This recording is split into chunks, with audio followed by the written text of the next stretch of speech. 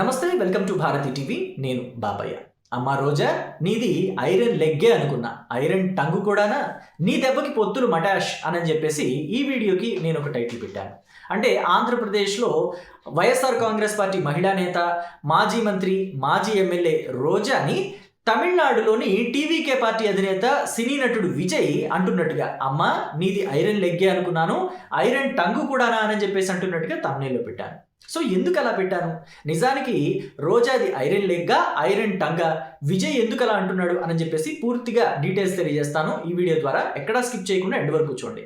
అయితే విజయ్ రోజాని విమర్శిస్తున్నట్టుగా నేను తమ్నెయిల్లో పెట్టాను, కానీ విజయ్ ఎక్కడా కూడా అలా అనలేదు. కానీ విజయ్ అంటున్నట్టుగా ఎందుకు పెట్టానంటే, ఇప్పుడు తెలుగుదేశం పార్టీ వాళ్ళు, జనసేన పార్టీ వాళ్ళు అంతా కూడా రోజాది ఐరన్ లెగ్గే అనుకున్నాము, కానీ ఐరన్ టంగు కూడా అని చెప్పేసి వాళ్ళు అంటున్నారు. ఎందుకు అంటున్నారు అని అంటే, ఇక్కడ తమిళనాడులో డిఎంకే పార్టీ తరఫున ఎన్నికల్లో ప్రచారం చేసింది రోజా. రోజా ఎన్నికల్లో ప్రచారం చేయటమేమో కానీ గెలుస్తుంది అనుకున్న డిఎంకే పార్టీ ఓడిపోయింది అని చెప్పేసి అంటున్నారు. అయితే ఇది తెలుగుదేశం పార్టీ వాళ్ళు కేవలం ఊహాజనితంగానో రోజాని విమర్శించడానికో అంటున్నది కాదు. మోస్ట్ ఆఫ్ ద సర్వే సంస్థలన్నీ కూడా, ఎక్కువ శాతం 90% సర్వే సంస్థలన్నీ కూడా డిఎంకే పార్టీనే అధికారంలోకి వస్తుంది, స్టాలిన్ మళ్ళీ ముఖ్యమంత్రి అవుతారు అని చెప్పేసి సర్వేల్లో తెలిపాయి. కానీ సర్వేలన్నింటినీ కూడా తలకిందులు చేస్తూ టీవీకే పార్టీ ఎక్కువ స్థానాలు గెలుచుకుంది. అయితే 234 స్థానాలకి 118 స్థానాలు ఎవరైతే గెలుచుకుంటారో వాళ్ళు అధికారాన్ని ఫామ్ చేయగలుగుతారు. ఆ మ్యాజిక్ ఫిగర్ ఖచ్చితంగా దాటాల్సిందే అధికారాన్ని ఫామ్ చేయాలంటే. సో కాబట్టి ఇప్పుడు టీవీకే పార్టీకి ఒక పెద్ద సమస్య వచ్చి పడింది. అయితే 108 స్థానాలు గెలుచుకున్న టీవీకే పార్టీకి ఇంకా 10 స్థానాలు అవసరం ఉంది. 10 మంది మద్దతు కావాలి. ఆ 10 మంది మద్దతు ఎలా వస్తుంది అంటే, మొన్నటి వరకు ఏమనుకున్నారు, కాంగ్రెస్ పార్టీ ఒక 5 సీట్లు గెలిచింది కదా, సో కాంగ్రెస్ పార్టీ మద్దతు ఇస్తుంది. అలాగే సిపిఐ, సిపిఎం చెరేసి 2 సీట్లు గెలుచుకున్నారు, వాళ్ళు కూడా మద్దతు ఇస్తారు. అలాగే డిఎండికే పార్టీతో పాటు మరో పార్టీ కూడా మద్దతు ఇస్తుంది. డిఎండికే పార్టీ ఒక స్థానం గెలుచుకుంది, ఆ చిన్న పార్టీ మరొకటి కూడా ఇంకొక స్థానం గెలుచుకుంది. సో వాళ్ళంతా మద్దతు ఇస్తారు. 11 సీట్లతోటి మొత్తం ఈ 108 ఆ 11 కలిపి 119 స్థానాలతోటి టీవీకే పార్టీ అధికారాన్ని ఫామ్ చేయబోతుంది. 7వ తారీఖున విజయ్ ముఖ్యమంత్రిగా ప్రమాణం స్వీకారం చేయబోతున్నాడు అని చెప్పేసి అనుకున్నారు. అంతా సాఫీగా వెళ్ళిపోతుంది అనుకున్న టైంలో ఒక పెద్ద బ్రేక్ వచ్చి పడింది. అదేంటి అని అంటే, ఒక పెద్ద షాక్ అని చెప్పాలి విజయ్కి. కాంగ్రెస్ పార్టీ మద్దతు ఇస్తాననుకున్నది కూడా వెనక్కి తగ్గిందట. అలాగే ఏడీఎంకే అయినా మద్దతు ఇస్తుందేమో అనుకుంటే వాళ్ళు అస్సలు ఇవ్వమంటున్నారట ఇప్పుడు. అలాగే సిపిఐ, సిపిఎం కూడా మద్దతు ఇవ్వడానికి మేము సిద్ధంగా లేము అన్నట్టుగా సంకేతాలు ఇస్తున్నట్టు సమాచారం అందుతోంది. సో ఈ క్రమంలో ఎందుకు ఇలా జరిగింది అని చెప్పేసి పరిశీలిస్తే, నిన్న ఒక ఛానల్కి ఇంటర్వ్యూ ఇస్తూ రోజా విజయ్ విజయం మీద కామెంట్స్ చేశారట. అంటే పొగుడుతూ కామెంట్స్ చేశారు. విజయ్ ఇంతటి స్థాయిలో ఘన విజయాన్ని సాధిస్తాడని నేను అనుకోలేదు, ఒంటరిగా పోటీ చేసి ఇంతటి ఘన విజయాన్ని అందుకుంటాడని మేము ఎక్స్పెక్ట్ చేయలేదు. మామూలుగా విజయ్ స్టార్ స్టేటస్ ఉన్న వ్యక్తి, మాస్ ఫాలోయింగ్ ఉన్న వ్యక్తి, కాబట్టి మాస్ ఆడియన్సే ఓట్లేస్తారేమో అనుకున్నాను. కానీ నాకు తెలిసిన డాక్టర్లు, సినిమా యాక్టర్లు కూడా మేము విజయ్కి ఓటేసాము అని చెప్పేసి వరుసగా ఇప్పుడు చెప్తున్నారు.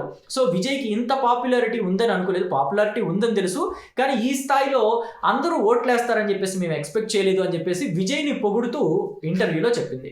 సో ఎప్పుడైతే రోజా విజయ్ని పొగిడిందో, దెబ్బకి విజయ్కి బ్యాడ్ టైం స్టార్ట్ అయిపోయింది అని చెప్పేసి ఇప్పుడు తెలుగుదేశం పార్టీ వాళ్ళు, జనసేన పార్టీ వాళ్ళంతా కూడా విమర్శిస్తున్నారు. ఎందుకని అంటే, ఆవిడ ఎన్నికల్లో డిఎంకే పార్టీ తరఫున ప్రచారం చేసింది. స్టాలిన్ని ఆకాశానికి ఎత్తేస్తూ ఆయన్ని పొగుడుతూ ప్రసంగాలు కూడా ఇచ్చింది. స్టాలిన్ మిన్నల్ సీఎం అని చెప్పేసి పొగిడింది. మిన్నల్ సీఎం అని అంటే మెరుపు వేగం సీఎం. అంటే ఆవిడేదో ఒక అవసరం మీద, నగర నియోజకవర్గం తమిళనాడుకు ఆనుకుని ఉంటుంది కాబట్టి, సో ఒక చిన్న అవసరం మీద ముఖ్యమంత్రిగా స్టాలిన్ ఉండగా ఆయన్ని వెళ్ళి కలిసిందిట. సో ఆయన్ని వెళ్ళి కలిసినప్పుడు ఆయన ఆ పని వెంటనే చేసి పెట్టారట. వీళ్ళు నగరికి తిరిగి వెళ్లేలోపు ఆ పని కూడా పూర్తయిపోయిందిట. సో అందుకని ఆయన్ని మిన్నల్ సీఎం అని చెప్పేసి పొగిడింది. సో పొగిడిన మాట వాస్తవమే, కానీ ఆయన చేసి పెట్టిన మాట కూడా వాస్తవమే అనుకుందాం. కానీ ఈవిడ పొగట్టం వల్లే ఆయనకి పూర్తిగా దెబ్బడిపోయింది అని చెప్పేసి ఇప్పుడు తెలుగుదేశం పార్టీ వాళ్ళు, జనసేన పార్టీ వాళ్ళు అంతా అంటున్నారు. రోజా ఐరన్ లెగ్ తమిళనాడులో పెట్టింది, డిఎంకే పార్టీ మటాష్ అయిపోయింది అంటున్నారు. ఎందుకని అంటే, మోస్ట్ ఆఫ్ ద సర్వే సంస్థలన్నీ కూడా అన్ని ఆర్గనైజేషన్స్ కూడా, సర్వేలు చేసే సంస్థలన్నీ కూడా డిఎంకే పార్టీ అధికారంలోకి వస్తుంది అని చెప్పాయి. 90% అన్నీ కూడా డిఎంకే పార్టీని అధికారంలోకి వస్తాయని చెప్పాయి. ఓన్లీ 10% మాత్రమే టీవీకే పార్టీ అధికారంలోకి వస్తుందని చెప్పాయి. కానీ ఏమైంది? తారుమారైంది. ఎందుకైంది అని అంటే ఇక్కడ రోజా పేరే చెప్తున్నారు. రోజా ప్రత్యర్థులంతా కూడా రోజా వెళ్ళి అక్కడ ప్రచారం చేసింది, వాళ్ళు ఓడిపోయారు. డిఎంకే పార్టీ వాళ్ళు గెలుస్తారు అనుకున్న వాళ్ళు కూడా ఓడిపోయారు. చివరికి డిఎంకే పార్టీ అధినేత ఎంకే స్టాలిన్ కూడా ఓడిపోవటం చిత్రమైన విషయం అని చెప్పేసి అంటున్నారు. ఎందుకంటే అక్కడ రోజా ప్రచారం చేసింది అని చెప్పేసి టాక్ నడుస్తుంది. సో ఇకపోతే ఇది కొత్త ఏం కాదు. రోజా ఎవరి కోసమైతే ప్రచారం చేస్తుందో, ఎవరికైతే మద్దతు ఇస్తుందో వాళ్ళు ఓడిపోతారు అని చెప్పేసి కూడా అంటున్నారు. గతంలో కేసీఆర్ 3వసారి ముఖ్యమంత్రి అవుతారు, హ్యాట్రిక్ కొడతారు, ఆల్ ది బెస్ట్ కేసీఆర్ గారు అని చెప్పేసి చెప్పింది. ఆయన ఓడిపోయాడు. అలాగే ఢిల్లీలో ఎలక్షన్స్ జరిగాయి కదా, అరవింద్ కేజ్రీవాల్ మళ్ళీ ముఖ్యమంత్రి అవుతారు, ఆయన జైలుకు వెళ్ళొచ్చారు, ఆయన ముఖ్యమంత్రి ఖచ్చితంగా అవుతారు అని చెప్పేసి మాట్లాడింది. ఆయన ఓడిపోయాడు. ఆ తర్వాత టీమిండియా గెలుస్తుంది అని చెప్పేసి మాట్లాడింది. వన్డే వరల్డ్ కప్ జరిగింది కదా, వరల్డ్ కప్ ఫైనల్కి ముందు రోజా టీమిండియాకి ఆల్ ది బెస్ట్ చెప్పింది. సో దెబ్బకి టీమిండియా ఓడిపోయింది. ఆల్మోస్ట్ గెలుస్తుంది అని అనుకున్న టీమిండియా చతికిలు పడిపోయింది. అలాగే అన్నీ ఎందుకు? అసలు జగన్మోహన్ రెడ్డి వైనాట్ 175 అన్నాడు, కానీ జగన్మోహన్ రెడ్డి ఖచ్చితంగా గెలుస్తాడు, మళ్ళీ ముఖ్యమంత్రి జగన్మోహన్ రెడ్డి అవుతాడు ఆంధ్రప్రదేశ్కి అని చెప్పి రోజా తిరుపతిలో మాట్లాడింది. దెబ్బకి జగన్మోహన్ రెడ్డి మటాష్ అయిపోయాడు. ప్రతిపక్షానికి కూడా పనికి రాకుండా చతికిలు పడిపోయాడు అని చెప్పేసి వాళ్ళంతా ఎగ్జాంపుల్స్ చెప్తున్నారు. వాళ్ళు చెప్తున్న ఎగ్జాంపుల్స్ చెప్తుంటే, వాళ్ళు చెప్పిన మాటలు వింటుంటే నాకు కూడా ఆశ్చర్యం కలిగింది. ఏంటి సోషల్ మీడియా అంతా కూడా ఇలా హోరెత్తిస్తున్నారు? రోజా నిజంగానే ఐరన్ లెగ్గు, ఐరన్ టంగు కూడానా? ఇప్పుడు విజయ్ విషయంలో కూడా ఆవిడ ఎప్పుడైతే విజయ్ని పొగుడుతూ ఒక ఇంటర్వ్యూలో మాట్లాడిందో, దెబ్బకి విజయ్కి వస్తున్న మద్దతు కూడా ఎందుకు వెనక్కిపోయింది? కాంగ్రెస్ పార్టీ వాళ్ళు మద్దతు ఇస్తామని ఎందుకు వెనక్కి వెళ్ళారు? డిఎంకే పార్టీ వాళ్ళు మద్దతు ఎందుకు ఇవ్వనంటున్నారు? సిపిఐ సిపిఎం వాళ్ళ మద్దతు కూడా ఎందుకు అనుమానంగా ఉంది అని చెప్పేసి ఆశ్చర్యం కలుగుతుంది. ఇంకొక విషయం ఏంటంటే, అసలు తమిళనాడులో టీవీకే పార్టీ గెలవటం ఏంటో, జగన్మోహన్ రెడ్డి ఫోటో పట్టుకోవటం వల్లే విజయ్కి ఎక్కువ ఓట్లు పడ్డాయని చెప్పేసి ఈ క్రెడిట్ చోరీ డిజార్డర్ తోటి రోజా ఇలాంటి కామెంట్స్ చేయటం ఏంటో అర్థం కావట్లేదని కూడా అంటున్నారు. నిజానికి విజయ్కి జగన్మోహన్ రెడ్డికి మంచి ఫ్రెండ్షిప్ ఉండుండొచ్చు, కానీ అసలు విజయ్ గెలిచాడంటేనే జగన్మోహన్ రెడ్డి ఫోటోని విజయ్ పట్టుకొని చూపించాడు అనంటే అసలు ఆ గెలుపుకి కారణం జగన్మోహన్ రెడ్డి అనంటే మాత్రం హాస్యాస్పదం ఉంది. నిజానికి జగన్మోహన్ రెడ్డికి పాపులారిటీ ఎక్కడ ఉండాలి? ఆంధ్రప్రదేశ్లో కదా ఉండాలి. మరి తమిళనాడులో విజయ్ జగన్మోహన్ రెడ్డి ఫోటో పట్టుకొని ప్రచారం చేసుకున్నాడు, జగన్మోహన్ రెడ్డి వల్లే ఓట్లు పడ్డాయి, జగన్మోహన్ రెడ్డి వల్లే విజయ్ గెలిచాడు అని చెప్పేసి ఆ క్రెడిట్ తీసుకునే ఒక తత్వం ఏదైతే ఉందో అది ఇప్పుడు వాళ్ళని హాస్యం పాలు చేస్తుంది. అంతా కూడా వాళ్ళని చూసి నవ్వుకునే పరిస్థితి ఏర్పడింది. ఒకవేళ అంత పాపులారిటీ ఉంటే జగన్మోహన్ రెడ్డికి ఇక్కడ ప్రతిపక్ష హోదా కూడా రాని పరిస్థితి ఎందుకు వస్తుంది అని చెప్పేసి చలోక్తులు విసురుతున్నారు, విమర్శలు ఎక్కుపెడుతున్నారు వైసీపీ వాళ్ళ మీద. సో రోజా అలాంటివేవి గమనించుకోకుండా తనని తాను హైప్ చేసుకునే పనులు పడుతుంది. గతంలో జయలలిత కూడా రోజాని డిఎంకే పార్టీలోకి రమ్మని, తమిళనాడు ఎలక్షన్స్లో పార్టిసిపేట్ చేయమని ఆహ్వానించారట, కరుణానిధి కూడా ఆహ్వానించారట. సో ఇంకా ఎవరెవరు ఆహ్వానించారో మరి చెప్తున్నారు.